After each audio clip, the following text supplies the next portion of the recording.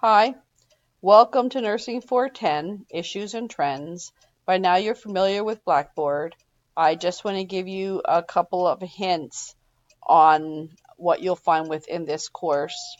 You have your syllabus and your assignment chart located beneath this area. Clicking on the syllabus will bring up the syllabus for you in a new window.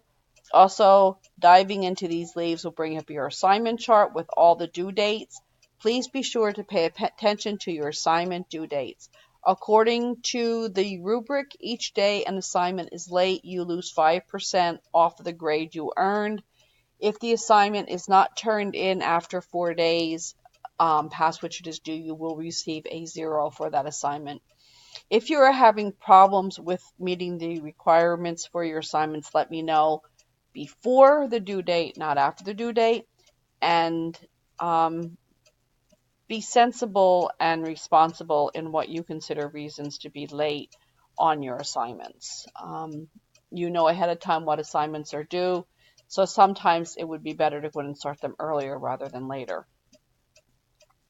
Having said that, you have in the first column your discussion section, which you do have to do a discussion the first week. It's an identification of who you are, where you work, and any issues and trends you are seeing currently in your practice. There's an area for course questions located here. Also, you can access course questions this way, and each module has a section for course questions. Course questions that are relevant to everyone in the class, feel free to post here. Other questions, I would say email me, and my email is on the syllabus. It's also under my bio. There's an area here for librarians. By now you should have written quite a few APA papers, so you should know that the recommended font is Times New Roman. You should know that all information has to be cited or referenced, or otherwise it is plagiarism. Plagiarism is treated very seriously, and you will receive a 0 for that assignment. And also a record of your plagiarism will be kept on file. So be very careful that you are citing and referencing any materials you are using. Career legacy map. You do have to create a career legacy map. There is a template that can be located. I think it's under, no, it's under 2. Let me go back. It's under 2, module 2. Any kind of template's okay. You can do your own thing with this if you want to, but this is really neat. This is a way to look at what you want to do with your life as a nurse. Like, what do you want to contribute to nursing and healthcare? What do you want to be known for? If you would pass, how do you want people to remember you?